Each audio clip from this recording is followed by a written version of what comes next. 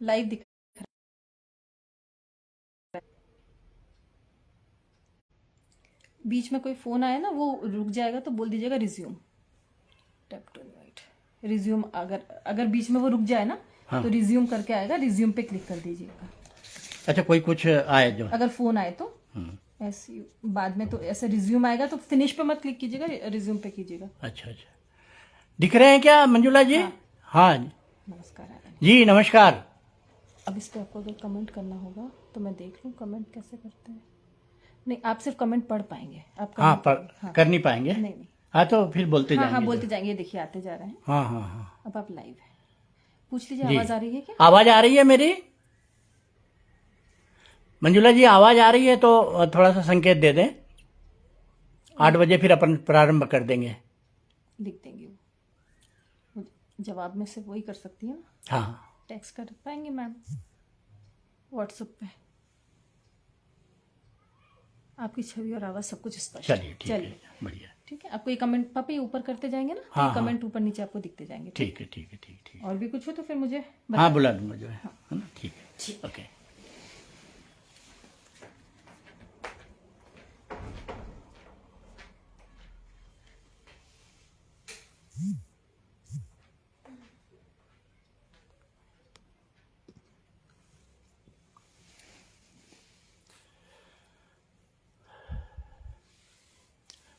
नमस्कार नमस्कार। 8 बजे शुरू करेंगे अपन, ठीक 8 बजे है ना?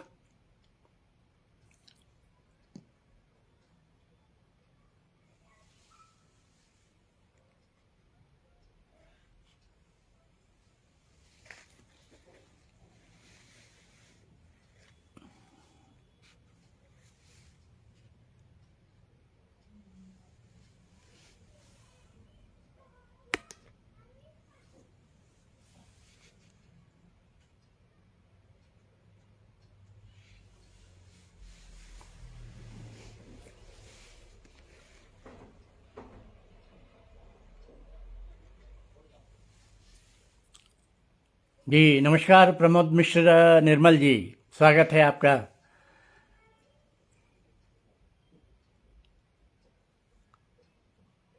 जी जी, कुछ लोग आ जाएं पटल पे तो फिर अपन शुरू कर देते हैं। 2-4 मिनट की तो बात है जो है ना? तो तब तक प्रतीक्षा कर लेते हैं। जी नमस्कार, धन्यवाद।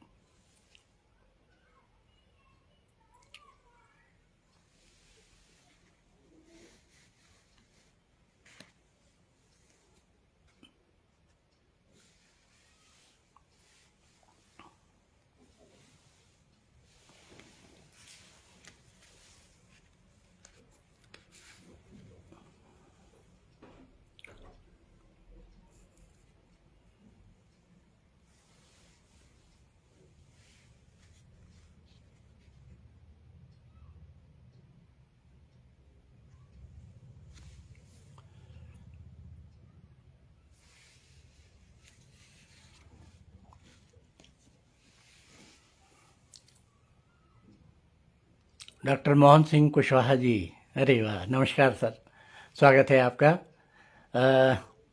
आज अवसर मिला है आप सभी से जुड़ने के का।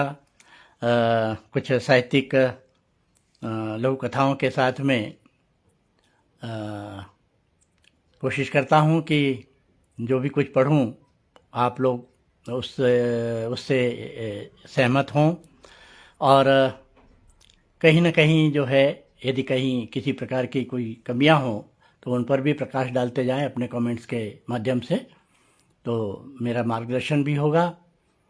आपको मैं बता दूं कि मेरी मूल विधा जो है वो छंद काव्य है, छांदस काव्य है। बीच में कुछ साथियों के संपर्क में आने के बाद में फिर लघु कथाओं का लेखन शुरू हुआ, और संयोगवश एक लघु कथा संग्रह मेरा अंदर एक समंदर नाम से प्रकाशित हुआ, एन प्रकाशन दिल्ली से।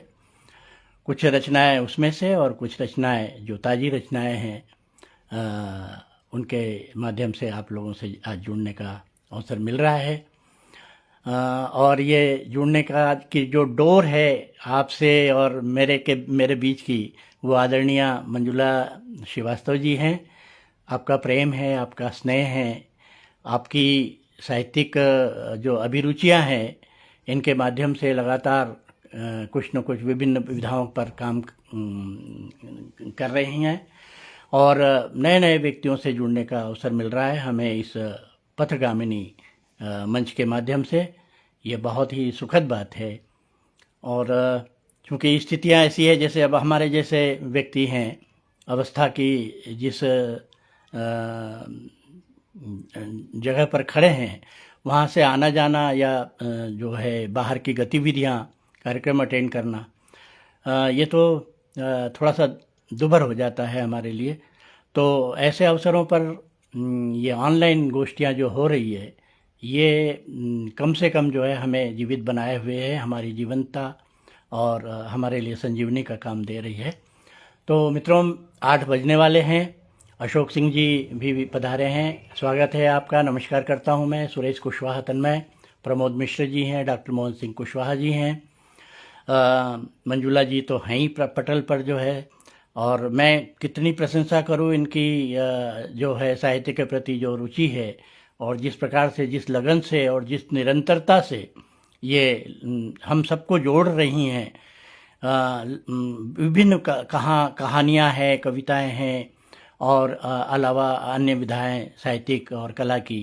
तो बहुत बहुत आपको साधुवाद देता हूँ मंजुला जी। हाँ, सही लिख रहे हैं प्रमोद मिश्र जी। अभिनव मंजुल नेह प्रदायनी आदरणीय मंजुला श्रीवास्तव जी को हार्दिक नमन। बिल्कुल, ये जो है प्रणम्य हैं मंजुला जी के सारे प्रयास, मैं भी उनको नमन करता हूँ। यद्यपि छोटी बहन है मेरी, तो उम्र में छोटी है, पर अपनी उनकी साधना, उनकी साहित्यिक प्रतिभा कहीं आगे हैं हमसे। तो उनका धन्यवाद अदा करते हुए, उन्हें बधाई देते हुए और इस कार्यक्रम के लिए मुझे यहाँ पर अवसर दिया है इस मंच पर, इसके लिए भी मैं आपको धन्यवाद देता हूँ, आभार व्यक्त करता हूँ। मित्रों, आज अवसर है, एक चूक थोड़ी सी मुझे ऐसा लग रहा है कि लिखा है मेरे इसमें जो आज पटल पर डाला है, मंजुला जी ने लिखा है कहानीकार। तो मैं कहानियाँ नहीं लिख पाता हूँ, लघु कथा, गद्य में मात्र लघु कथा जो है ही मेरा विषय है छंद के अलावा। तो मैं लघु कथाकार जो है, यद्यपि तो लघु कथा भी लिखना कोई इतना आसान नहीं है, तो मैं अपने आप को कवि कहूँ या लघु कथाकार कहूँ यह भी मुझे उचित नहीं जान पड़ता, इसके योग्य मैं नहीं हूँ। बस प्रयास है लघु कथाएँ लिखने का, कविताएँ लिखने का। और विद्यार्थी जीवन वाली स्थितियाँ हैं हमारी, क्या बोलते हैं अपन, अखंड बखंड वाली स्थिति, नर्सरी वाली स्थितियों में है साहित्य में। साहित्य जो है बहुत अथाह महासागर है और मात्र एक बूंद के रूप में जो है हम उसका आनंद ले भी रहे हैं और देने का प्रयास भी कर रहे हैं। तो पथगामिनी मंच के की संस्थापिका, संयोजिका और सारे दायित्वों का निर्वहन करने वाली आदरणीय बहन मंजुला श्रीवास्तव जी को प्रणाम करता हूँ, सादर धन्यवाद करता हूँ कि आपने मुझे पथगामिनी मंच पर आज पढ़ने का अवसर प्रदान किया, आप सभी प्रबुद्ध साथियों से मिलने का अवसर प्रदान किया। मंच पर उपस्थित पथगामिनी परिवार के अतिरिक्त जो मंच पर आज हमारे साथी साहित्य धर्मी भाई बहन जुड़ रहे हैं, मैं उनका भी स्वागत करता हूं, अभिनंदन करता हूं। और अपनी पहली लघु कथा से रचना पाठ का प्रारंभ करना चाहता हूं। कृपया जो भी कमेंट दें बिल्कुल स्पष्ट और निर्मम तरीके से दें, मेरा मार्गदर्शन का काम करेगा, आपकी सलाहें जो है। तो सुनिएगा मित्रों, मैं पहली कहानी से प्रारंभ करूं, इजाज़त है ना मंजुला जी? लघु कथा पाठ जी।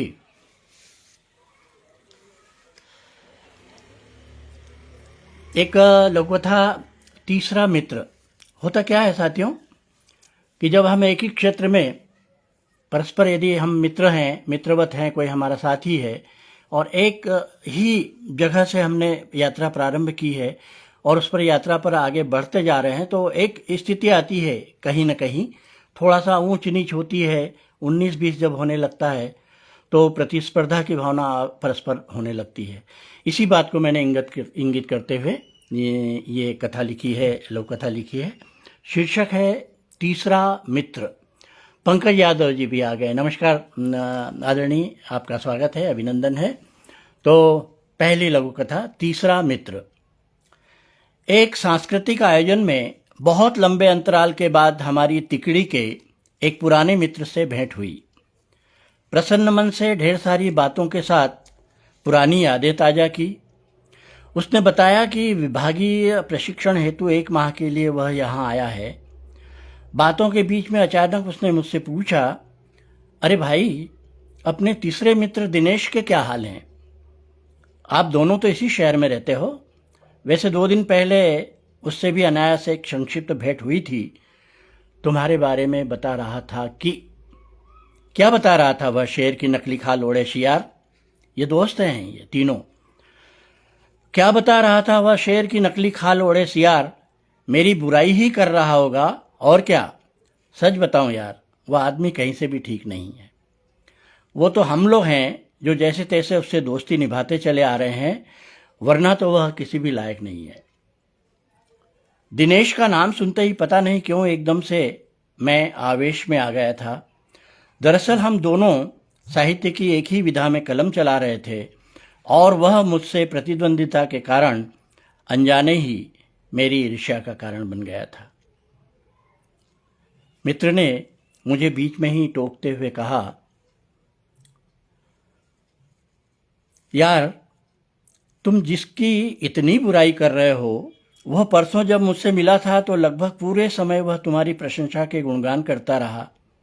बता रहा था कि तुम अब राष्ट्रीय स्तर के लेखकों की श्रेणी में गिने जाने लगे हो।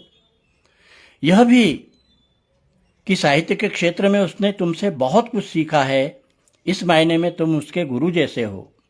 ये तीसरा मित्र जो है मेरे बारे में व्यक्त कर रहा था, जबकि मेरे अपने कुछ विचार उसके बारे में अलग ही थे। तुम्हारी प्रकाशित सभी पुस्तकों के बारे में भी जानकारी दी। मैं समझ नहीं पा रहा हूं कि तुम किस बात के लिए उसकी इतनी बुराई कर रहे हो। मैं हैरान हूं कि तुम्हारी और उसकी सोच में इतना अंतर किस कारण से है। मित्र के मुंह से मेरे विषय में दिनेश के विचार सुनकर मुझे अपनी घटिया क्षुद्र सोच पर आत्मग्लानि होने लगी। अचानक ही मैं स्वयं की नज़रों में गिरकर वहां खड़े खड़े शर्मिंदगी से सिमटते हुए अपने आप में बहुत ही छोटा होने लगा। निशब्द मैं उस समय कुछ बोलने की स्थिति में भी नहीं रहा। सहमते हुए मैंने मित्र को धन्यवाद दिया और कुछ सोचते हुए तीसरे मित्र दिनेश के घर की ओर चल दिया। धन्यवाद। कवि सुरेश मिश्र जी, प्रमोद मिश्र निर्मल जी, कुशवाहा जी, आप सभी का स्वागत है, अभिनंदन है, वंदन है। और देखें, एक मेरी बहुत काफ़ी इस पर अच्छे मुझे कमेंट्स मिलते रहे हैं, प्रतिक्रियाएं मिलती रही है। मानसिकता, अशोक सिंह जी, जी नमस्कार, धन्यवाद। आपका कमेंट आया है, सुंदर। कोशिश कर रहा हूं मैं।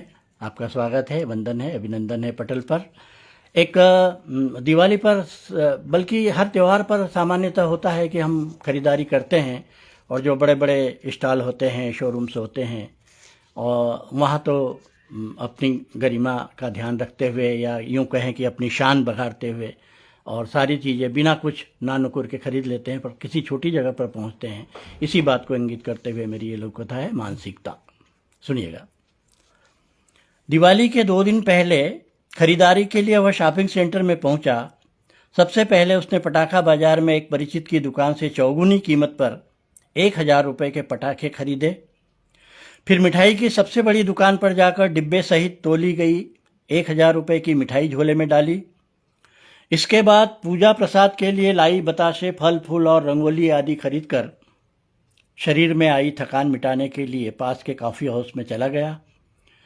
कुछ देर के बाद कॉफ़ी के 40 रुपये के साथ अलग से बैरे की टीप 10 रुपये प्लेट में रखते हुए बाहर आया और मिट्टी के दियों की दुकानों की ओर बढ़ गया। अब यहाँ देखिएगा मानसिकता वाली बात। क्या भाव से दे रहे हो ये दिए? आइए बाबूजी, ले लीजिए। 10 रुपये के 6 दे रहे हैं। अरे इतने महंगे दिए, जरा ढंग से लगाओ, मिट्टी के दियों की इतनी कीमत। बाबूजी बिल्कुल वाजिब दाम में दे रहे हैं। देखो तो शहर के विस्तार के साथ इनको बनाने की मिट्टी भी आसपास मुश्किल से मिल पाती है, फिर इन्हें बनाने सुखाने में कितनी झंझट है। वैसे भी मोमबत्तियों और बिजली की लड़ियों के चलते आप जैसे कम ही लोग अब दिए खरीदते हैं। अच्छा ऐसा करो, 10 रुपए के 8 लगा लो। दुकानदार कुछ जवाब दे पाता इसके पहले ही वह पास की दुकान पर चला गया। वहाँ भी बात नहीं बनी। आखिर 3-4 जगह घूमने के बाद एक दुकान पर मन मुताबिक भाव तय कर वह अपने हाथ से छांट छांट कर दिए रखने लगा। ये दिए छोटे बड़े क्यों है? ये दिए छोटे बड़े क्यों है? एक साइज में होना चाहिए सारे दिए। बाबूजी, ये दिए हम हाथों से बनाते हैं, इनके कोई सांचे नहीं होते हैं, इसलिए छोटे बड़े होना स्वाभाविक है। घर जाकर पत्नी के हाथ में सामान का झोला थमाते हुए वह कह रहा था, ये महंगाई पता नहीं कहाँ जाकर दम लेगी। अब देखो ना, मिट्टी के दियों के भाव भी आसमान छूने लगे हैं। धन्यवाद। संजीव रोमड़े, अरे वाह, बेटा है हमारा, हमारे मित्र का। खुश रहो बेटे, प्रणाम कर रहे हैं वो। मंजुला जी सुन रही हैं आप, प्रमोद मिश्र जी हैं ही, अशोक सिंह जी भी हैं। चलिए एक और अगली कहानी की ओर बढ़ते हैं। अनूठी बोहनी, काफ़ी चर्चित कहानी है, लव कथा है मेरी ये। देखिएगा, सुनिएगा। सांझ होने को आई किंतु आज 1 पैसे की बोहनी तक नहीं हुई। सांझ होने को आई किंतु आज 1 पैसे की बोहनी तक नहीं हुई। बांस एवं उसकी खपच्चियों से बने फरमे के टंगन में गुब्बारे, बांसुरिया और फिरकी आदि खिलौने करीने से टांगकर रामदीन रोज सवेरे घर से निकल पड़ता है। गली, बाजार, चौराहे व घरों के सामने कभी बांसुरी बजाते, कभी फिरकी घुमाते और कभी फुग्गों को हथेली से रगड़कर आवाज निकालते बच्चों व ग्राहकों का ध्यान अपनी ओर आकर्षित करता है रामदीन। बच्चों के साथ छुट्टे पैसों की समस्या के हल के लिए वह अपनी बाईं जेब में कुछ चिल्लर घर से निकलते समय ही रख लेता है। बाईं जेब में चिल्लर रख लेता है, दाहिनी जेब जो है नई आवक जो बिक्री होती है उसके लिए खाली रखता है। खिन्न मन से रामदीन अंधेरा होने से पहले घर लौटते हुए रास्ते में एक पुलिया पर कुछ देर थकान मिटाने के लिए बैठकर बीड़ी पीने लगा। शुरू में बोला है कि सांझ होने को आई किंतु आज 1 पैसे की भी बोहनी नहीं हुई। ऐसी स्थिति में खिन्न मन से रामदीन अंधेरा होने से पहले घर लौटते हुए रास्ते में एक पुलिया पर कुछ देर थकान मिटाने के लिए बैठकर बीड़ी पीने लगा। उसी समय सिर पर एक तसले में कुछ जलाऊ उपले और लकड़ी के टुकड़े रखे मजदूर सी दिखने वाली एक महिला एक हाथ से उंगली पकड़े एक बच्चे को लेकर उसी पुलिया पर आकर सुस्ताने लगी। पंकज यादव जी बहुत ही सुंदर, धन्यवाद सर। गुब्बारों पर नजर पड़ते ही वो बच्चा अपनी माँ से उन्हें दिलाने की जिद करने लगा। 2-4 बार समझाने के बाद भी बालक मचलने लगा तो उसके गाल पर एक चपत लगाते हुए डांटने लगी कि दिन भर मजूरी करने के बाद जरा सी गलती पर ठेकेदार ने आज पूरे दिन के पैसे हजम कर लिए और तुझे फुग्गों की पड़ी है। बच्चा रोने लगता है। पुलिया के कोने पर बैठे रामदीन का इन माँ बेटे पर ध्यान जाना स्वाभाविक ही था। वह उठा और उस रोते बच्चे के पास गया। एक गुब्बारा, एक बांसुरी और एक फिरकी उसके हाथों में देकर सिर पर हाथ रखकर उसे चुप कराया। फिर अपनी बाईं जेब में हाथ डालकर चिल्लर निकाली और उसमें से इन तीनों की कीमत के पैसे निकालकर अपनी दाहिनी जेब में रख लिए। अचानक हुई इस अनूठी और सुखद बोहनी से प्रसन्न मन मुस्कुराते हुए रामदीन घर की ओर चल दिया। मंजुला जी सुन रही है। वेद प्रकाश सिंह जी भी उपस्थित है मंच पर, आपका स्वागत है, अभिनंदन है। शानदार प्रस्तुति आपने लिखा है। बस कोशिश है, थोड़ा बहुत प्रयास करते रहता हूँ। चलिए एक और लघु कथा की ओर आगे बढ़ते हैं। आलोचक बुद्धि। हम क्या हैं, कभी हम अपने ऊपर नज़र नहीं डालते, अपने बारे में नहीं सोचते, अपने अंदर नहीं देखते। किंतु जब भी कभी हम 1 से 2 होते हैं, 2 से 4 जन बैठते हैं, तो कहीं ना कहीं जो है बातें हमें जो है दिखने लगती है सामने वालों की। अशोक सिंह जी, आदमी की आदमीयता दिखावे में खो जाती है। बहुत सुंदर। सुनिएगा, आलोचक बुद्धि। नवरात्रि पर्व पर भक्तवृंद की भारी उपस्थिति के साथ देवी मंदिर में आरती हो रही थी। इसी बीच के आज के कार्यक्रम में आमंत्रित मुख्य अतिथि के रूप में स्थानीय नेताजी का आगमन हुआ। अग्रिम पंक्ति में खड़े समिति के गणमान्य नागरिकों में एक दूसरे के सूचनार्थ खुसर फुसर के साथ वे सब भीड़ को चीरते हुए नेताजी की अगवानी को आगे दौड़ पड़े। ससम्मान उन्हें भीड़ में रास्ता बनाते हुए देवी प्रतिमा के सम्मुख ले आए। समापनोपरांत स्वभावानुसार रामदीन मुझसे कहने लगा, बंधु, अभी आपको कुछ गलत नहीं लगा? पूछ रहा है एक साथी कि भाई, अभी आपको कुछ गलत नहीं लगा? मैंने कहा, क्या गलत हो गया भाई? मैंने जानना चाहा। बोले, आरती के मध्य अपने स्थान से किसी का हटना यह तो गलत ही है ना। फिर नेताजी तो आरती में सम्मिलित होने ही आए थे। 2-4 मिनट वहीं खड़े रहते तो उन्हें व समिति वालों को देवी जी कोई शाप तो नहीं दे देती। सच पूछो तो इनका पूरा ध्यान भक्ति भाव और देवी जी की अपेक्षा नेताजी और उनसे मिलने वाले चढ़ावे पर अधिक था। भाई रामदीन, आप जो कह रहे हो शायद ठीक ही हो। वैसे मेरे विचार से अपने यहाँ आमंत्रित किसी भी विशिष्ट व्यक्ति का स्वागत सम्मान करना यह आयोजन समिति द्वारा अपने दायित्वों के निर्वहन की दृष्टि से तो मुझे उचित ही लगता है। हाँ, तुम्हें तो उचित ही लगेगा। आखिर तुम भी तो उसी लाबी के हो।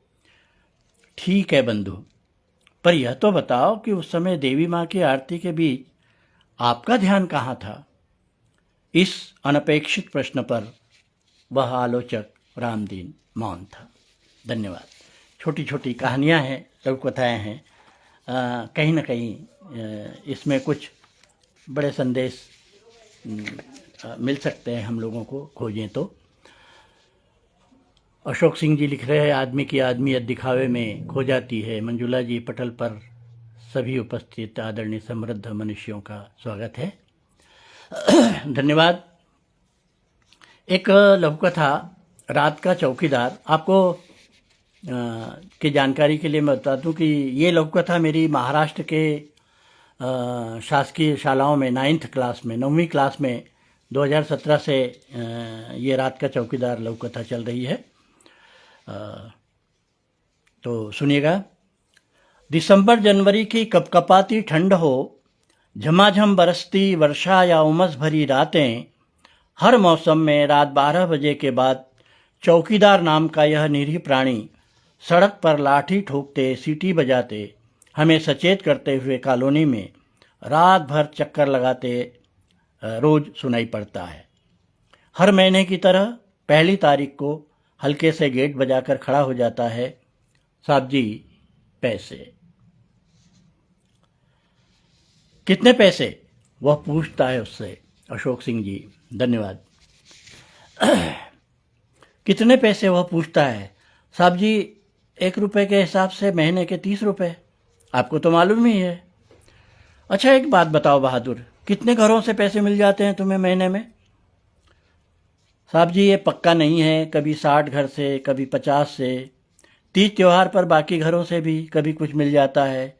इतने में ठीक ठाक गुजारा हो जाता है हमारा। पर कॉलोनी में तो 100-125 से भी अधिक घर है, फिर इतने कम क्यों?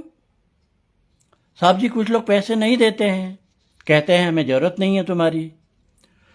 तो फिर तुम उनके घर के सामने सीटी बजाकर चौकसी रखते हो कि नहीं? उसने पूछा। हाँ साहब जी, उनकी चौकसी रखना तो और ज़रूरी हो जाता है। भगवान नहीं करे यदि उनके घर चोरी वोरी हो जाए तो पुलिस तो फिर भी हमसे ही पूछेगी ना, और वे भी हम पर झूठा आरोप लगा सकते हैं कि पैसे नहीं देते इसलिए चौकीदार ने चोरी करवा दी। ऐसा पहले मेरे साथ हो चुका है साहब जी। अच्छा ये बताओ, रात में अकेले घूमते तुम्हें डर नहीं लगता? वो बेचारा पैसे लेने गया है और ये सारे प्रश्न चल रहे हैं जो है, तो अच्छा ये बताओ, रात में अकेले घूमते तुम्हें डर नहीं लगता? डर क्यों नहीं लगता साहब जी? दुनिया में जितने जिंदे जीव हैं सबको किसी न किसी से डर लगता है। बड़े से बड़े आदमी को डर लगता है तो फिर हम तो बहुत छोटे आदमी हैं। कई बार नशे पत्ते वाले और गुंडे बदमाशों से मारपीट भी हो जाती है। शरीफ दिखने वाले लोगों से झिड़कियाँ, धुतकार और धौंस मिलना तो रोज की बात है। अच्छा बहादुर, सोते कब हो तुम फिर? प्रश्न करता है वह। साहब जी, रोज सुबह 8-9 बजे एक बार और कॉलोनी में चक्कर लगाकर तसल्ली कर लेता हूँ कि सब कुछ ठीक है ना, फिर कल की नींद पूरी करने और आज रात में फिर जागने के लिए आराम से अपनी नींद पूरी करता हूँ। अच्छा साहब जी, अब आप पैसे दे दें तो मैं अगले घर जाऊँ।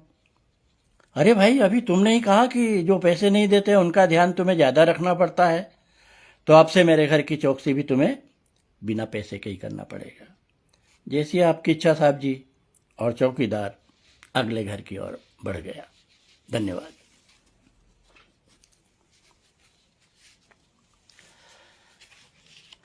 एक लघु कथा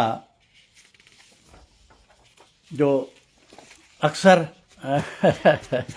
आयोजनों में और हमारी माँ बहनों के साथ में घटना घटती रहती है। कई लोग ऐसे होते हैं जो अवसरों का फ़ायदा लेना चाहते हैं। उसी पर आधारित एक रचना सुनिएगा, लघु कथा। एक कप कॉफ़ी शीर्षक है इसका, एक कप कॉफ़ी। कविता पाठ के उपरांत उपस्थित कई व्यक्तियों से माधुरी की कविता के लिए उसे बधाइयाँ मिलने लगी। इन्हीं में सोशल मीडिया की सुर्खियों में रहने वाले चर्चित कवि विदेह जी ने भी प्रशंसा करते हुए माधुरी से अगले आयोजन में शिरकत करने के बहाने फ़ोन नंबर मांगा। अपनी प्रशंसा से अभिभूत माधुरी ने भी सहज भाव से उन्हें अपना नंबर दे दिया। यह पता चलने पर सहेली उर्मी ने फ़ोन नंबर देने पर चिंता जताते हुए माधुरी को सचेत कर दिया कि इस व्यक्ति की सोच ठीक नहीं है। अभी घर पहुंची ही थी माधुरी कि मोबाइल की घंटी बज उठी। जिज्ञासा सिंह जी भी उपस्थित हैं पटल पर। स्वागत है आपका, बहुत बहुत स्वागत, वंदन, अभिनंदन। अभी घर पहुंची ही थी माधुरी की मोबाइल की घंटी बज उठी। हेलो, मैं विदेह बोल रहा हूँ। माधुरी जी, क्या बताऊँ, मैं तो अभी तक आपकी कविताओं में डूबा हूँ। गजब, बहुत सुंदर लिखती हैं आप, और इन्हें प्रस्तुत करने का आपका अंदाज तो और भी अधिक सुंदर है। सच कहूँ तो इन कविताओं जैसे ही बल्कि इनसे कहीं अधिक सुंदरता प्रभु ने आपको प्रदान की है। जी शुक्रिया विदेह जी। शुक्रिया से काम नहीं चलेगा माधुरी जी, कभी हमारे साथ बैठकर एक कप कॉफ़ी पीने का सौभाग्य देना होगा आपको। पर मेरे साथ क्यों? मेरी जानकारी के अनुसार तो आप शादीशुदा हैं। उससे क्या फ़र्क पड़ता है? वैदेही जी बोले। तो क्या आपकी पत्नी घर में आपको कॉफ़ी पीने का अवसर नहीं देती, या फिर वे सुंदर नहीं है? नहीं नहीं, ऐसी बात नहीं है। वो ऐसा है कि अब आपको अपनी पत्नी में सुंदरता नज़र नहीं आती जैसी दूसरी स्त्रियों में आती है। आप मुझे गलत समझ रही है, मेरा आशय यह नहीं था। आशय मैं अच्छी तरह से समझ रही हूँ आपका महोदय। विदेह जी, जैसे आपको घर के से बाहर सुंदरता दिख रही है, वैसे ही बाहर वाले शायद आपकी पत्नी में सुंदरता को देखते होंगे। ये क्या बकवास करने लगी आप? क्यों? लगी ना चोट जब पत्नी पर आई तो? अब जरा गौर से सुनिए सौंदर्य साधक जी, कहीं बाहर खूबसूरती खोजते खोजते खुद के घर की सुंदरता किसी दिन बिखर न जाए, ख्याल रखिएगा।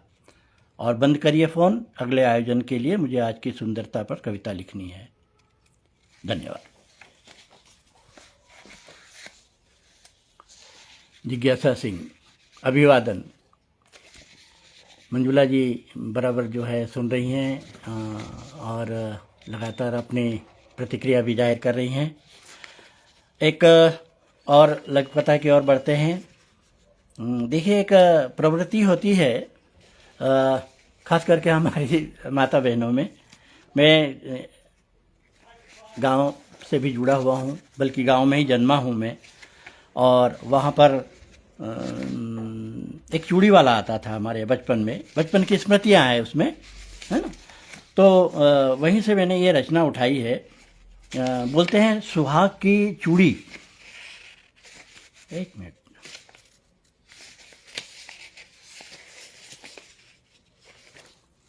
चलिए एक दूसरी रचना में सुना देता हूँ। आज के समय की हमारी बच्चियों की, बेटियों की मन स्थिति और उनके विचार और कितनी प्रगतिशील हो गई है, कितने आज के पाश्चात्य रंग में ढल गई हैं, इसी बात को इंगित करते हुए एक लघु कथा। डस्टबिन। विवाह संबंध के लिए आए परिवार में अलग से परस्पर बातचीत में नवयुवती शीला ने युवक मनोज से पहला सवाल किया, आपके घर में भी डस्टबिन तो होंगे ही, बताएंगे आप कि उनमें सूखे कितने हैं और गीले कितने हैं।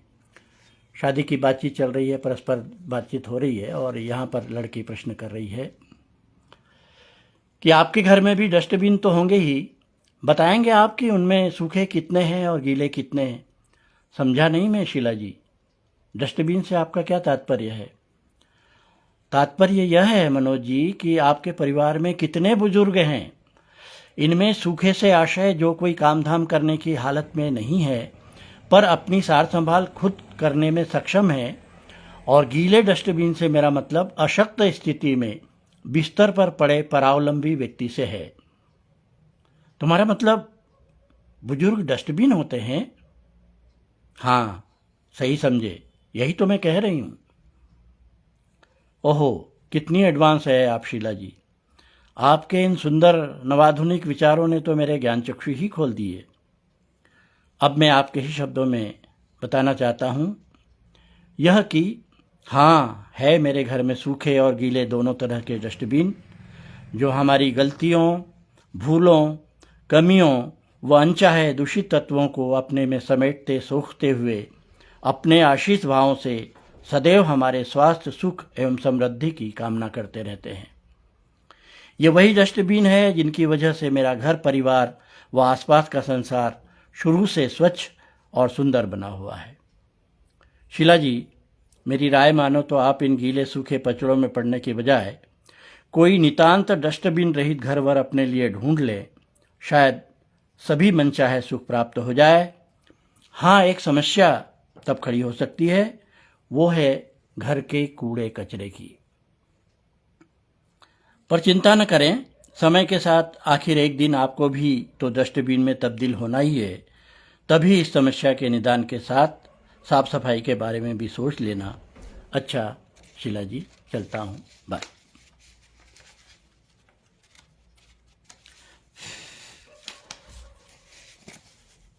तो मित्रों, ये सारी लघु कथाएँ अलग अलग विषय पर मैंने लिखने की कोशिश की है और कहाँ तक सफल हुआ हूँ ये तो आप बताएंगे।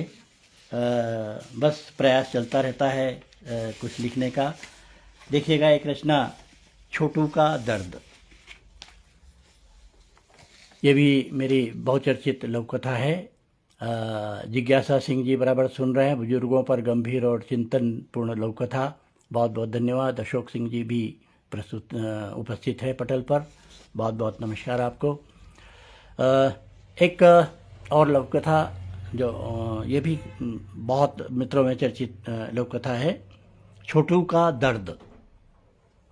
अधेड़ आयु का एक शराबी होटल में घुसते ही, ए छोटू, एक प्लेट भजिए और कड़क काली चाय देने का इधर, फटाफट जल्दी से। जी साहब, अभी लाया। फुर्ती से छोटू ने भजिए की प्लेट टेबल पर रखते हुए कहा, चाय बन रही है साहब, फिर लाता हूँ।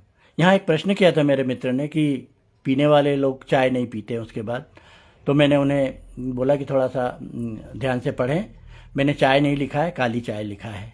हो सकता है यहाँ पर भी, पटल पर भी कुछ व्यक्तियों के दिमाग में ये बात आए कि ड्रिंक करने के बाद शायद चाय नहीं पी जाती है जो है। खैर, तो मैंने पहली पंक्ति में लिख दिया, एक प्लेट भजिए और कड़क काली चाय। क्यों बे, ये टेबल कौन साफ करेगा, तेरा बाप? अगला प्रश्न था उसका। साहब, आप अपन के बाप का नाम लेता है, मेरे को कोई मलाल नहीं इसका। अगर बाप ही ये काम कर लेता तो मैं अभी किसी सरकारी स्कूल में पढ़ रहा होता। अच्छा साहब, आपका बच्चा तो पढ़ता होगा ना? टेबल पर पोछा मारते हुए छोटू ने पूछा। शराबी ने घुरते हुए कहा, हाँ, पर तू ये सब क्यों पूछ रहा है? क्योंकि साहब स्कूल जाना तो मैंने भी शुरू किया था, लेकिन बीच में ही बाप की दारू की लत के कारण स्कूल छोड़ना पड़ा मुझे। अच्छा साहब, आपका बच्चा तो आखिरी तक पढ़ाई करता रहेगा ना? अबे छुटके, सवाल पे सवाल, आखिर तेरा मतलब क्या है? माफ़ करना साहब, पर आपको ऐसी हालत में देखकर मुझे लगा कि कहीं मेरी तरह आपके बच्चे को भी स्कूल छोड़कर किसी होटल में, छोटू अभी अपनी बात पूरी भी नहीं कर पाया था कि शराबी का एक झन्नाटेदार हाथ उसके गाल पर पड़ा। अबे साले, तूने तो आज मेरा पूरा नशा ही उतार दिया रे। यह कहते हुए फिर अचानक द्रवित हो छोटू के कंधे पर एक पल के लिए हाथ रखा और सिर झटकते हुए होटल से बाहर निकलकर अपने घर की राह पकड़ ली। छोटू चांटा खाने के बाद भी खुश था, इसलिए कि शायद अब उस आदमी का बच्चा अपनी पढ़ाई पूरी कर सकेगा। धन्यवाद। विजय ब्राह्मण जी, स्वागत है आपका भैया, बहुत बहुत स्वागत, अभिनंदन, वंदन। आप पटल पर सुन रहे हैं मुझे। छोटू जिंदा रहेगा हमेशा हर जगह, बहुत बड़ा दर्द है। क्या बात है जी। जिज्ञासा सिंह जी, छोटू ये दृश्य हो हमेशा द्रवित करते हैं, यथार्थ पर सुंदर लेखन। बहुत बहुत धन्यवाद आपका।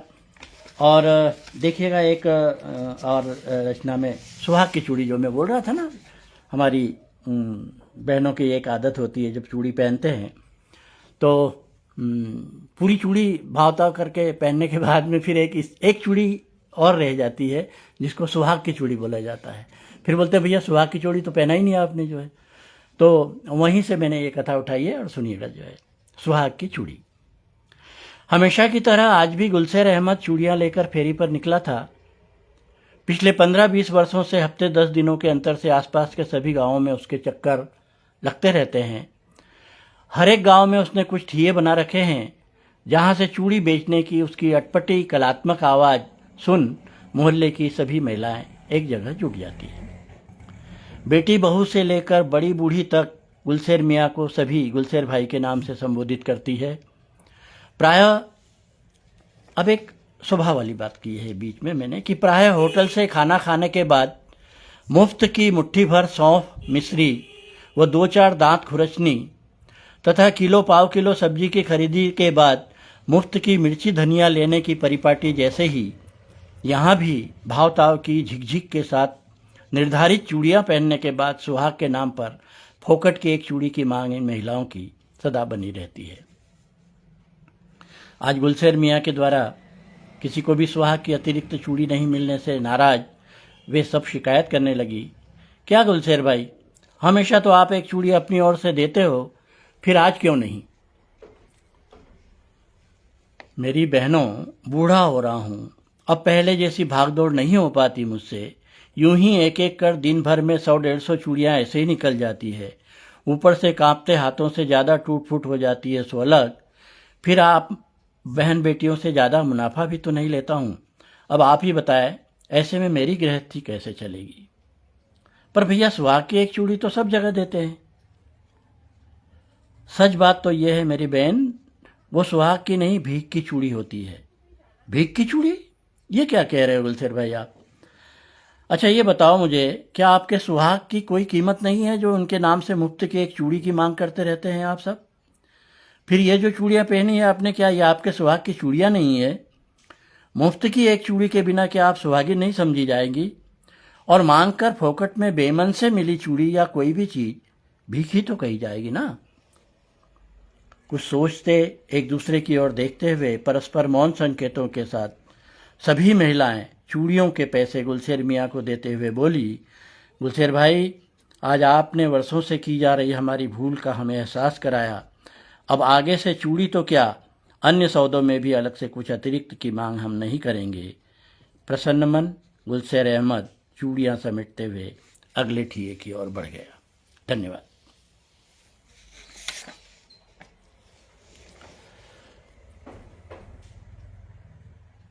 जी, अनिल राही जी भी उपस्थित हैं पटल पर, अभी आए हैं मेरे नज़र में, मुझे अभी मैं देख पा रहा हूँ। स्वागत है आपका भाई, वंदन है आदरणीय।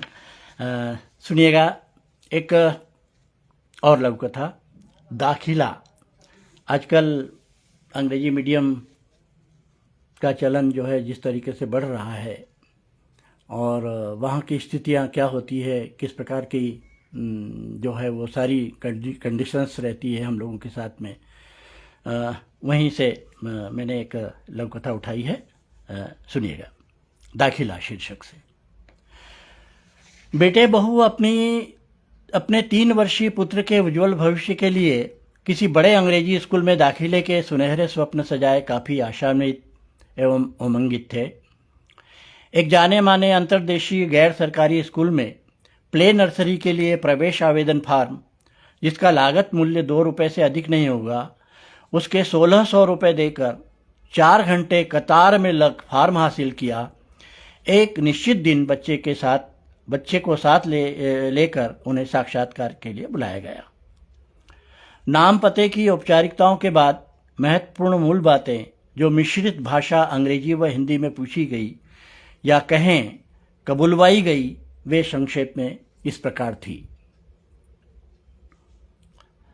आप किस संस्थान में नौकरी करते हैं? उनके गार्जियन से, उनके माता पिता से पूछा जाता है कि आप किस संस्थान में नौकरी करते हैं अथवा आपका क्या व्यवसाय है। आपकी व्यक्तिगत तथा पूरे परिवार की मासिक आय कितनी है। आपके घर में कितने वाहन है, कार का मॉडल व निर्माता कौन है। आपकी शैक्षणिक योग्यता क्या है। क्या आप पति पत्नी दोनों को अंग्रेजी आती है। क्या आप बच्चे को घर में रोज 2 घंटे पढ़ा सकते हैं। यदि नहीं तो क्या आप पढ़ाने के लिए एक अच्छे ट्यूटर को रखने की हैसियत या इच्छा रखते हैं। स्कूल में वर्ष भर होने वाले सांस्कृतिक एवं विशेष शैक्षणिक आयोजनों में सहयोग तथा सहभागिता के लिए आप सहमत हैं। मैंने ये सारी शर्तें एक नर्सरी के बालक को पहले से ही कबूलवा ली जा रही है। और देखें आगे, बच्चे के लंच बॉक्स में आप क्या क्या देंगे। कुछ खाद्य वस्तुओं की जानकारी आप हमें अभी दीजिए। एक अंतिम प्रश्न, आप किसी राजनीतिक दल अथवा यूनियन में सक्रिय तो नहीं हैं। यदि हैं तो उनसे आप स्कूल को प्रभावित करने का प्रयास तो नहीं करेंगे। इस आशय का एक शपथ पत्र भी आपको देना होगा। स्कूल प्रबंधन ने पूर्ण रूप से संतुष्ट होकर प्रवेश की पहली किस्त 30,000 रुपये जमा करवाते हुए बताया कि अब हर माह की 5 तारीख को 1,500 रुपये शैक्षणिक फीस तथा बस के 1,200 रुपये नियम से जमा हो जाना चाहिए। विलंब होने पर 5 तारीख के बाद 5 रुपये प्रतिदिन के हिसाब से अर्थदंड भरना होगा। स्कूल की कॉपी किताबें, उनके कवर, अन्य स्टेशनरी सामग्री तथा यूनिफॉर्म आदि स्कूल के द्वारा नियत की गई दुकानों से ही खरीदने होंगे। बेटे बहू ने उल्लसित मन से घर आकर खुशी खुशी बताया कि पिताजी, आपके पोते का एडमिशन हमारे मनचाहे स्कूल में हो गया। अगले माह 15 तारीख से वह स्कूल जाने लगेगा। हिंदी साहित्य सृजन में लगे हिंदी के प्रबल पक्षधर बुजुर्ग रामेश्वर सिंह इन भव्य 5 सितारा स्कूली दांव पेचों एवं नाटकीय प्रदर्शनों से भली भांति परिचित होने के बावजूद भी अपने बच्चों की उमंग भरी खुशियों में बाधक नहीं बनना चाहते थे। रामेश्वर सिंह जी ने अपने पोते के भव्य स्कूल प्रवेश के इस आनंदोत्सव में बच्चों की खुशियों के साथ अपने को भी सम्मिलित कर लिया। धन्यवाद।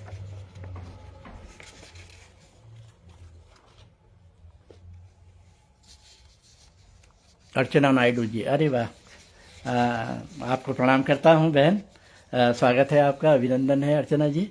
चलिए एक और लघु कथा है, पड़ोसी के बिल्ली का सुख। क्या होता है कि एक मानसिकता हम लोगों की होती है कि यदि हमें कोई कष्ट हो रहा है, अभी कुछ देर पहले मेरे पड़ोसी करे साहब हैं, हमारे मित्र हैं, वो आए थे और बोले कि मैं जब वो चढ़ाई चढ़ता हूँ तो मेरी सांस फूलने लगती है। तो मैंने कहा कि फिर ये मेरे लिए सुकून वाली बात है, क्योंकि मेरी भी सांस फूलने लगती है, पर चूंकि अब आपकी भी फूल रही है इसलिए मुझे कोई गम नहीं है, क्योंकि ये स्वाभाविक रूप से होता है। ये कहीं थोड़ा सा टच करते हुए जो है ना, इसी भाव को लेकर एक कविता है, लघु कथा है, पड़ोसी के बिल का सुख।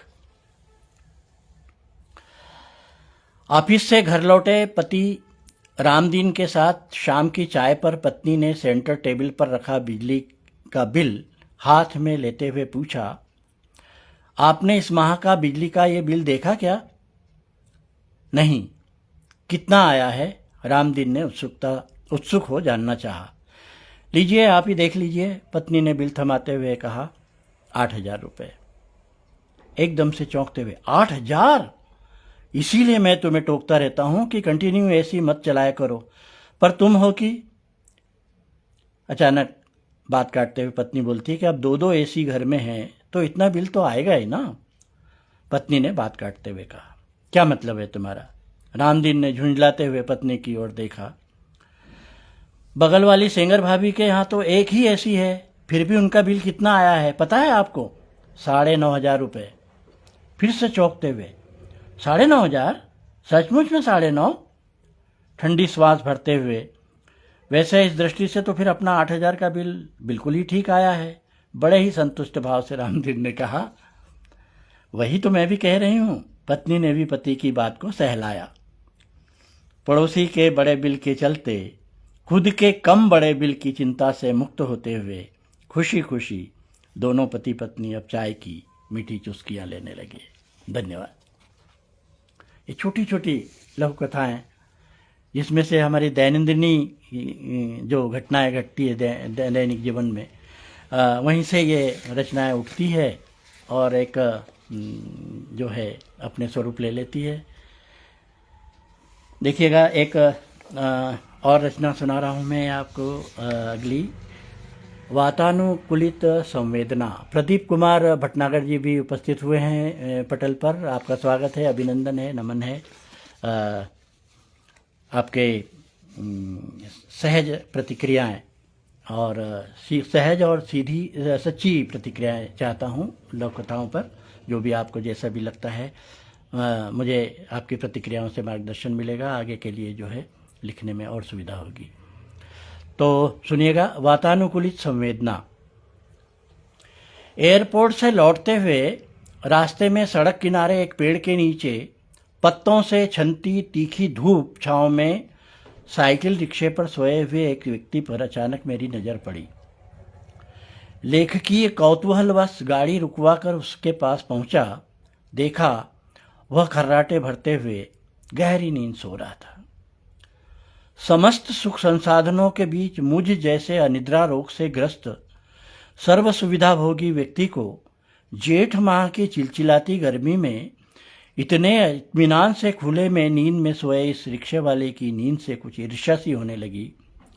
इस भीषण गर्मी व लू के थपेड़ों के बीच खुले में रिक्शे की सवारी वाली सीट पर धनुषाकार निद्रामग्न रिक्शा चालक के इस कारुण्य दृश्य को आत्मसात कर वहां से अपनी लेखकी सामग्री बटोरते हुए वापस अपनी कार में सवार हो गया।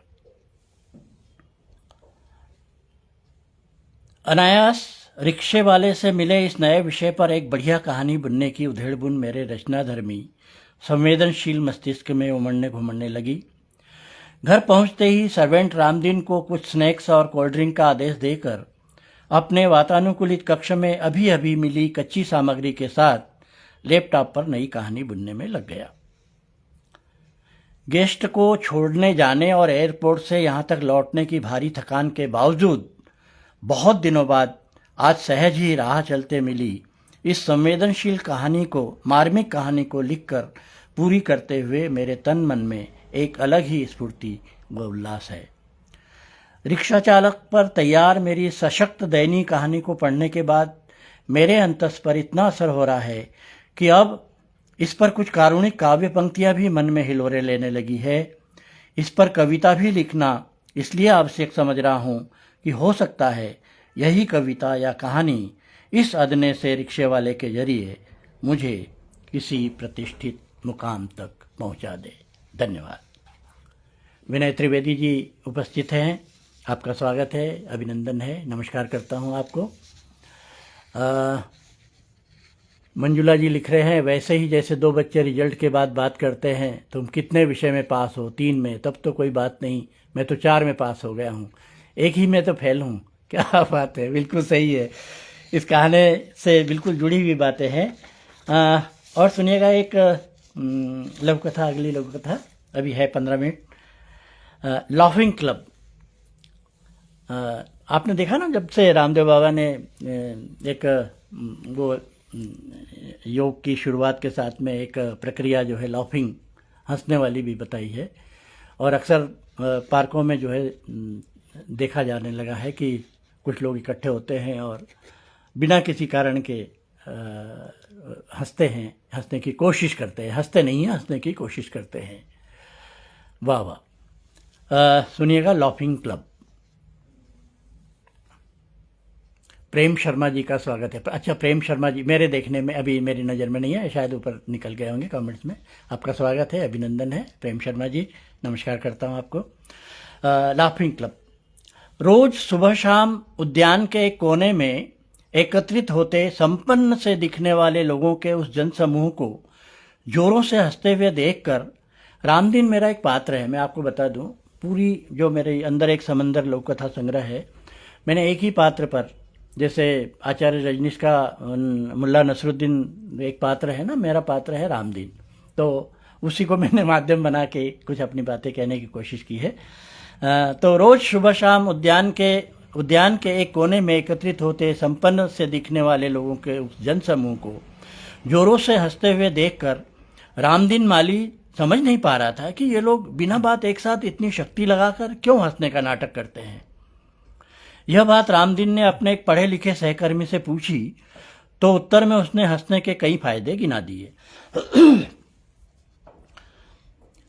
पर ये लोग जब यहाँ आते हैं तब भी गंभीर, और हंसने के बाद घर जाते हुए भी गंभीर ही तो हो जाते हैं। और एक खास बात, इन सब बड़े लोगों के बीच कोई गरीब या मजदूरी पेशा व्यक्ति तो मुझे कभी भी नजर नहीं आता। रामदीन ने अपनी शंका जाहिर की। क्या यहाँ जब आते हैं तब भी मुख मुद्रा उनकी गंभीर रहती है और हंसने के बाद जाते समय भी गंभीरता रहती है। तो खैर सुनो भाई रामदीन, गरीब आदमी तो दिन भर में कई बार छोटी छोटी बातों पर खुलकर हंस लेता है, राह चलते सीटी बजा लेता है, एक दूसरे से चुहल कर बिना पैसे खर्च किए अपना मनोरंजन कर लेता है। पर इन बेचारों को मनोरंजन के लिए कभी पिकनिक, कभी सिनेमा, कभी डांसिंग क्लब, कभी संगीत क्लब, जॉगिंग क्लब और कभी इस प्रकार के लाफिंग क्लबों का सहारा लेना पड़ता है। ये लोग अपने धन वैभव व पद प्रतिष्ठा के प्रभाव के दबाव में पूरे समय इतने गंभीर बने रहते हैं कि हंसने वाली बातों पर भी हंस नहीं पाते, इसीलिए तो इन्हें यहाँ आना पड़ता है। लेकिन बिना बात व कारण के इस प्रकार हंसना, यह तो पागलपन है, रामदीन ने कहा। हाँ सो तो है। वैसे यह कहना गलत भी नहीं होगा कि पैसे और पद के मद में ये लोग भी एक तरह से पागल ही हैं।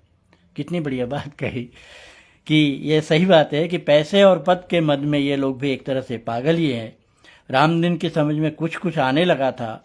अब उसने इन लोगों के हंसने पर सोचना विचारना छोड़ दिया।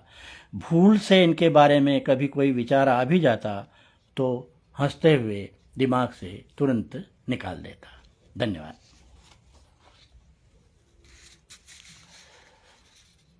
गंगा प्रसाद शुक्ल जी भी उपस्थित हैं, स्वागत है, नमस्कार करता हूं आपको आदरणीय।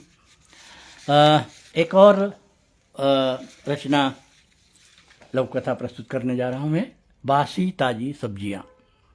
घटनाएं आपको बताऊं कि ये लोक कथाएं कैसे एक क्षण विशेष की घटनाएं होती है जिस पर थोड़ा सा मंथन करते हैं, कुछ चिंतन करते हैं, मनन करते हैं, और फिर उसको बहुत कम से कम, जितनी आप कंजूसी कर सकते हैं शब्दों की, उतने कम से कम शब्दों में अपनी बात कहने की कोशिश की जाती है लघु कथा। और छोटे में कुछ बड़ा छिपा रहता है, थोड़ा सा खोजना जरूर पड़ता है इसमें जो है। तो सुनिएगा। गंगा प्रसाद शुक्ल जी ने भी एक उंगली से मुझे इशारा किया कि बढ़िया, अच्छा चल रहा है, धन्यवाद आपका, आभार। बासी ताजी सब्जियां। रात के 10 बजे ठेकेदार के चंगुल से छूटकर घर की ओर लौटते हुए वे दिहाड़ी मजदूर रास्ते में खड़े एक सब्जी वाले से सब्जी के भाव कम करने की मिन्नतें कर रहे थे। भैया थोड़ा कम दाम लगा लो ना, हम सबको मिलकर थोड़ा सा ज़्यादा भी तो लेना है। सब्जी वाले द्वारा भाव कम नहीं करने पर अंतिम कोशिश के रूप में पुनः मजदूर आग्रह के स्वर में कहने लगे, भैया वैसे भी बासी होकर सड़ने गड़ने लगी है ये सब्जी, सुबह तक तो ये किसी के भी खाने लायक नहीं रहेगी। और वैसे भी अब 10 बजने के बाद इतनी रात को दूसरे ग्राहक तुम्हें कौन मिलेंगे। देखो भाई लोगों, जैसे आप लोग अपने परिवार का पेट पालने के लिए इतनी रात तक काम करते रहे हो, वैसे ही मैं भी यहाँ किसी उम्मीद से ही खड़ा हूँ। और ये तो कहो मत कि सब्जियाँ खराब हो गई तो फेंकने में जाएगी। आगे वे चमचमाती भोजन की जो होटलें दिख रही है ना, थोड़ी देर बाद थोड़ा सुनसान होने पर मेरी और मेरे जैसे और ठेलों की पूरी सब्जियां खुशी खुशी वहाँ खप जाएगी। रात भर उनके फ्रिज में आराम कर चटपटे मसालों के साथ यही सब्जियां फिर से ताज़ी होकर महंगी प्लेटों में सज कर बड़े बड़े बाबुओं, अफसरों व रईस लोगों को परोस दी जाएगी। यह जानने के बाद ज़रूरत की सब्जी लेकर मजदूर आपस में बातें करते अपने मुकाम की ओर लौट चले। यार, हम तो अभी तक सोचते थे कि तंगी की वजह से हमारी किस्मत में ही ताज़ी सब्जियां नहीं है, पर आज पता चला कि पैसे वाले इन बड़े लोगों की किस्मत भी इस मामले में अपने से अच्छी नहीं है। धन्यवाद। एक और प्रेम शर्मा जी, बहुत अच्छी बात लोक कथा के माध्यम से हम तक पहुंची। बहुत बहुत शुक्रिया आपका, बहुत बहुत आभार। अशोक सिंह जी भी सुंदर अवलोकन और असरदार प्रस्तुति। गंगा प्रसाद जी अति सुंदर लोक कथा, आदरणीय, धन्यवाद। मंजुला जी तो लगातार आप सबका स्वागत भी करती जा रही हैं और कुछ अपनी बातें भी रखती जा रही है। आपका आभार, साधुवाद मंजुला जी। आपने अवसर दिया आज इन सभी मित्रों से, सभी साहित्य प्रेमी बंधुओं से, ये मेरा सौभाग्य है। मैं आप सभी को प्रणाम करता हूँ और बार बार मैं कहता हूँ कि पटल पर यदि आपके मन में किसी लोक कथा को सुनकर ऐसा कोई विचार आता है या कोई सुझाव होता है तो आप निश्चिंत होकर बड़े बल्कि मेरे पास एक शब्द है, निर्मम तरीके से जो है ना उसकी काट छाट करते हुए आप मुझे बताएं, मार्गदर्शन करें मेरा। एक लोक कथा, करे कोई भरे कोई। आज हम सुनते हैं ना कि छोटे छोटे बच्चों से लेके और अधेड़ और वृद्ध महिलाओं तक के साथ में जो है कुकृत्य किए जाने की घटनाएं हमारे सामने आने लगी है और उनका प्रभाव यह है कि बच्चे भी हमसे दूर होने लगे हैं। तो उसी बात को इंगित करते हुए मैंने एक कथा उठाई है, विचार उठा है। शीर्षक है करे कोई भरे कोई। यार रमेश, ये अंकल आंटी को क्या हो गया है? आजकल दोनों बच्चों पिंकी व रिंकू को हम लोगों से दूर दूर क्यों रखने लगे हैं? हाँ शुभम, मैं भी तो इसी बात से हैरान हूँ। मैंने जब रामदीन दद्दा से पूछा तो वे अपना ही रोना लेकर बैठे। बोले कुछ दिनों से बहू बेटे दोनों बच्चों को उनके कमरे में आने से रोकने लगे हैं। बता रहे थे आजकल सब दूर यही सब चल रहा है। उनके एक बुजुर्ग मित्र देवीदीन को तो उनके डॉक्टर बेटे बहू ने मुंह पर ही बोल दिया कि वे बच्चों से दूरी बनाकर रखे। उनके कारण पूछने पर उन लोगों ने स्वास्थ्य का हवाला दिया कि बड़ी उम्र में शरीर में कई अज्ञात रोगाणु छिपे रहते हैं, इसलिए बच्चों से उन्हें दूर रहना चाहिए। यार रमेश, क्या सटीक कारण खोजा है डॉक्टर बहू बेटे ने अपने ही पिता को बच्चों से दूर रखने का? वैसे शुभम, असली कारण मुझे कुछ और ही लग रहा है, जो आप कुछ समझ में भी आ रहा है। दरअसल आए दिन अखबारों और टीवी चैनलों पर बाल यौन उत्पीड़न की कुत्सित घटनाओं को देख सुनकर सभी माँ बाप अपने बच्चों की सुरक्षा को लेकर काफ़ी भयभीत व आशंकित हैं। शायद इसी भय के चलते सबके साथ उनके अपने भी संदेह में के घेरे में आने लगे हैं। शायद इसी भय के चलते सबके साथ उनके अपने भी संदेह के घेरे में आने लगे हैं। रमेश, यह तो सही है कि ऐसे हालात में सतर्कता और सावधानी रखना जरूरी हो गया है, पर ऐसे में जो साफ सुथरे निश्चल मन के स्नेही स्वजन है उनके दिलों पर क्या गुजरेगी? गुजरना तो है शुभम, गुजर भी रही है, तभी तो हम इस पर चर्चा कर रहे हैं। क्या करें, समाज का ताना बाना ही ऐसा है। सुनी है ना वे सारी कहावतें कि एक पापी पूरी नाव को डुबा देता है। और आगे, दूध का जला छाछ भी फूंक फूंक कर पीता है, या फिर करे कोई भरे कोई। धन्यवाद।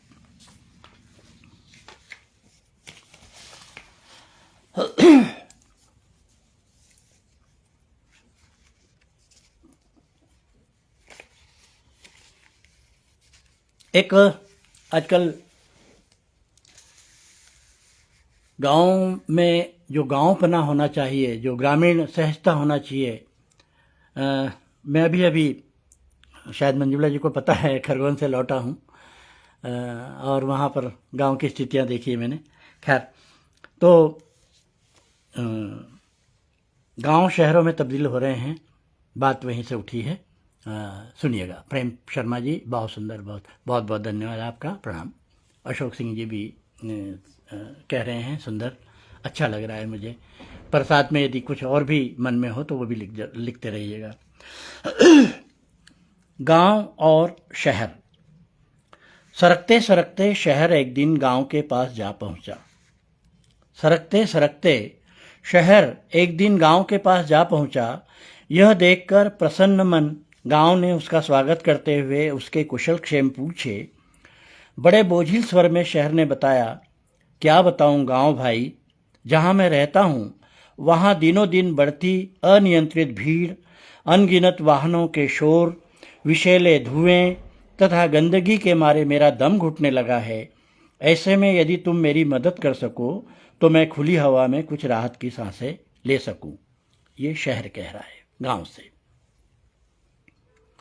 इतना बड़ा साधन संपन्न शहर मुझसे मदद मांग रहा है, यह सोच गर्वित मन से गांव ने शहर को अपने आसपास फैले खेत, चरागाह, जंगल एवं हरे भरे वनों की सैर कराई और कहा, शहर भाई, जब भी आपको अपनी जगह पर बेचैनी महसूस हो तब यहाँ आकर खुली हवा में सांसें ले स्वास्थ्य लाभ ले सकते हो। किंतु कुटिल शहर के मन में तो कुछ और ही चल रहा था। उदार मना गांव के इस निश्चल आत्मीय आमंत्रण को आधार बनाकर शहर ने यहाँ अपने पैर पसारना शुरू कर दिए। अब उन खेतों में अनाज के दानों की जगह सीमेंट, कंक्रीट और लोहा बोया जाने लगा। आसपास के हरे भरे वृक्ष कटने लगे। पशुओं के चरागाह अब शॉपिंग मॉल, बिग बाजार, बहुमंजिली इमारतों, भव्य होटलों तथा कृत्रिम बाग बगीचों में तब्दील हो गए। बेचारा गांव अब चारों ओर से शहर की चपेट में आ गया था। धीरे धीरे निरंकुशी शहर ने गांव पर भी अपना प्रभाव जमाना शुरू कर दिया। असमंजस में असहाय गांव न तो अपने गांव पन्ने को बचा पा रहा था और न ही पूरी तरह शहरी चाल चलन को अपना पा रहा था।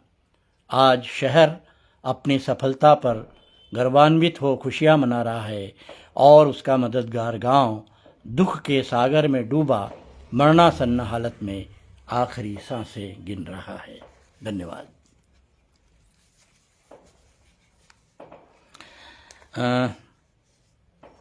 और मित्रों, एक और लघु कथा आपके सामने प्रस्तुत कर रहा हूँ। नई दिशा। आजकल तो मेरा निवास भोपाल और अलीगढ़ है। 2 वर्ष पहले, 1.5-2 वर्ष पहले तक हम जबलपुर में भी थे, कुछ 10 वर्षों के लिए। तब मैंने ये लघु कथा लिखी थी, नई दिशा।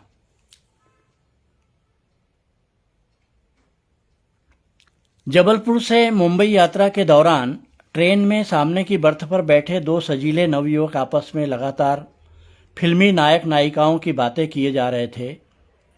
रामदीन उनके इस गहन फिल्मी ज्ञान से आश्चर्यचकित था। अनेक हीरो हीरोइनों के जीवन वृत्त, पहले व अभी के, उनके पारिवारिक हालात, उनके संघर्ष, यहाँ तक कि उनके 4-5 पीढ़ियों के नाम काम भी उन्हें ज्ञात थे। उनकी बातों से तो लगता था जैसे किसी फिल्मी परीक्षा की तैयारी की हो उन्होंने। भाषा व दिखने सुनने में शिष्ट, सुसंस्कृत लग रहे हैं। उन युवाओं को फिल्मी मृगमरीचिका के इस मायाजाल में उलझे देख रामदीन मन ही मन दुखी भी हो रहा था। ये दृश्य है एक ट्रेन के एक कूपे का। अंतिम स्टेशन आने के कुछ पहले रामदीन ने इनसे पूछ ही लिया, मुंबई किसी काम से जा रहे हैं आप दोनों? नहीं अंकल जी, बस 2-4 दिन घूमने फिरने के इरादे से घर से निकले हैं। वैसे बेटे, मैं आप दोनों की बातचीत से काफ़ी प्रभावित हुआ हूँ। क्या आप मेरे 2-3 प्रश्नों को अन्यथा नहीं लेते हुए कुछ उत्तर देना चाहेंगे? क्या आप मेरे 2-3 प्रश्नों को अन्यथा नहीं लेते हुए उत्तर देना चाहेंगे? हाँ हाँ, क्यों नहीं, खुशी से पूछिए आप जो पूछना चाहें। आपको अपने अपने पिताजी के नाम तो मालूम होना स्वाभाविक है। क्या उनके पिता तथा प्रपिता यानी दादा, परदादा और दादी नानी जी के नाम आप जानते हैं? दोनों युवक सकपकाते हुए एक दूसरे की तरफ देखने लगे। अच्छा यह बताओ बेटे, क्या आपने अपने पिताजी से उनके जीवन में हुए कम ज़्यादा संघर्षों के बारे में जानने की कभी कोशिश की है? इस प्रश्न पर भी वे दोनों युवक मौन थे। एक अंतिम बात और, क्या केवल इस कोरे फिल्मी ज्ञान के सहारे अपने परिवार व देश के साथ आप लोग अपना भला करते हुए अपने भावी जीवन के प्रति पूर्णतः आश्वस्त हो? इस बार दोनों युवक एक साथ बोल पड़े, नहीं, बिल्कुल नहीं अंकल जी। बस मेरे बच्चों, यह सुनकर संतुष्टि हुई मेरे मन को। आगे क्या करना है यह सोचना अब आपका काम है, रामदीन ने कहा। मुंबई स्टेशन पर ट्रेन रुक चुकी थी। रामदीन देख रहा था वे दोनों युवा अपनी नई दिशा की ओर उत्साह व उमंग से कदम उठाते आगे बढ़ रहे थे। धन्यवाद। गांव और शहर का व्यक्तिकरण बहुत अच्छा लगा। प्रेम शर्मा जी बोल रहे हैं। आभार, धन्यवाद आपका आदरणीय।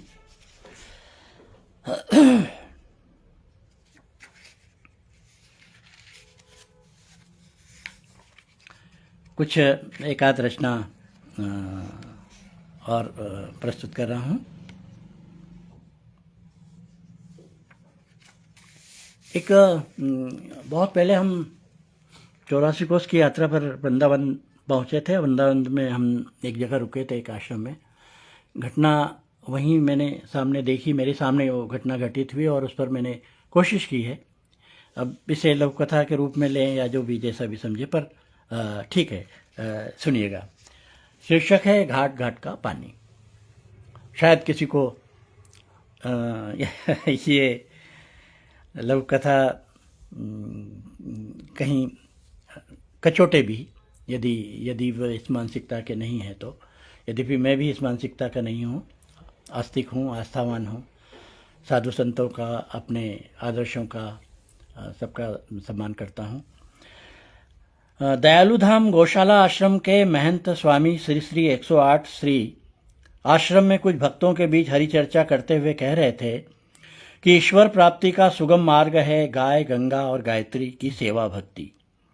इससे भी बढ़कर एक रास्ता और है, और वह है दरिद्र नारायण की सेवा। प्रभु भक्ति के साथ गरीबों की सेवा करना, जरूरतमंदों की मदद तथा दीन दुखियों के दुख दर्द दूर करना परम पुण्य का कार्य है। इस सत्संग चर्चा के बीच ही आश्रम के एक सेवादार ने आकर महंत जी को बताया कि आश्रम में जो निर्माण कार्य चल रहा है उसके लिए आदेशित ईंटों का ट्रैक्टर आया है, तो क्या आज्ञा है आपकी? ईंटों का तुमने निरीक्षण कर लिया क्या? स्वामी जी ने प्रश्न किया। अच्छा ऐसा करो, ट्रैक्टर में से अलग अलग जगह से कुछ ईंटें उठा कर लाओ, मैं देखता हूँ, और साथ में 4 दिन पहले जो ईंटें आई थी उनमें से भी 4-6 ईंटें उठा कर ले आना। दोनों बार की ईंटें महंत जी ने हाथों में लेकर जांचते परखते हुए जो व्यक्ति ईंटें लेकर आया था उससे बोले, अभी वाली ईंटें तो पहले से छोटी और भार में भी कम लगती है। स्वामी जी, इस बार पहले वाले भट्टे में ईंटें पकी नहीं थी तो ये दूसरे भट्टे से लाया हूँ, साँचा बदलने से थोड़ा फर्क हो सकता है। अच्छा एक काम करो, ये दोनों बार की ईंटें पास की दुकान से अलग अलग तुलवा कर लाओ। सेवादार तुम भी साथ में जाओ, देखते हैं कितना अंतर है। ईंटें तुल कर आई। लगभग 150 ग्राम का फर्क देखकर महंत जी के तेवर बदले। बोले, बेटे हमें बेवकूफ़ बनाता है, घाट घाट का पानी पिया है हमने। ऐसा करो, अपनी सब ईंटें वापस ले जाओ, हमें नहीं चाहिए तुम्हारी ईंटें। थोड़ी देर पहले वही बोल रहे थे, दरिद्र नारायण की सेवा करने की बात कर रहे थे। सुनिएगा आगे। स्वामी जी, मैं बर्बाद हो जाऊंगा। भट्टे वाले को पूरे पैसे देकर लाया हूँ। बीच में इस काम में जो थोड़ा बहुत मिलता है उस चाहे तो तय कीमत से कुछ कम दाम दे दीजिए। अगली बार ऐसी भूल नहीं होगी। आप नहीं लेंगे तो मैं इन्हें किसके दरवाजे ले जाऊंगा? देखो ज़्यादा बातें नहीं बनाओ, उधर भंडारा चल रहा है, चाहो तो खाना खा लो और अपनी ईंटें लेकर यहाँ से दफा हो जाओ। हमें अब तुम जैसे लाइव है भैया। हेलो, हाँ बीच में कुछ मोबाइल की प्रॉब्लम हो गई थी। सुनिएगा। स्वामी जी, मैं बर्बाद हो जाऊंगा। भट्टे वाले को पूरे पैसे देकर लाया हूँ। बीच में इस काम में जो थोड़ा बहुत मिलता है उससे मेरे परिवार का गुजारा चलता है। यह ट्रैक्टर भी मैंने लोन पर लिया है, आप कृपा कर इन्हें रख लें, चाहे तो तय कीमत से कुछ कम दाम दीजिए। अगली बार ऐसी भूल नहीं होगी, आप नहीं लेंगे तो मैं किसके दरवाजे ले जाऊंगा। देखो ज़्यादा बातें नहीं बनाओ, उधर भंडारा चल रहा है, चाहो तो खाना खा लो और अपनी ईंटें लेकर यहाँ से दफा हो जाओ। हमें अब तुम जैसे बेईमानों से ईंटें नहीं लेना है, आगे भी कभी इधर का रुख नहीं करना। ईंट वाला स्वामी जी के पैरों में गिरकर रोता रहा, किंतु इस गरीब नारायण के आंसू भी स्वामी के अडिग निर्णय को डिगा नहीं पाए। आखिर घाट घाट का पानी जो पिए हुए थे, गाय गंगा और गायत्री की सेवा से भी बढ़कर दरिद्र नारायण की सेवा करने वाले महंत श्री श्री 108 श्री।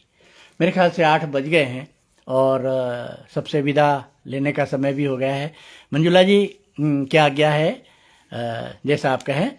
वैसे 8 बजने से भी ज़्यादा ही समय हो गया है। हैं? अच्छा सॉरी, 9 बज गए हैं। हाँ 9 बज गए हैं। तो ठीक है, मैं आप सबसे विदा लेता हूँ। फिर मंजुला जी जैसा आदेश देंगी आगे। तो मिलते हैं। आप पटल पर उपस्थित आप सभी जो प्रबुद्ध मनीषी, साहित्य मनीषी जुड़े हुए हैं, उन सबका अभिनंदन करते हुए, आप सबको साधुवाद देते हुए, और विशेष रूप से पटल की जो संयोजिका हैं आदरणीय मंजुला श्रीवास्तव जी, उनके प्रति हृदय से आभार व्यक्त करते हुए आप सबको प्रणाम करता हूँ, नमन करता हूँ। बहुत बहुत धन्यवाद, बहुत बहुत आभार। धन्यवाद।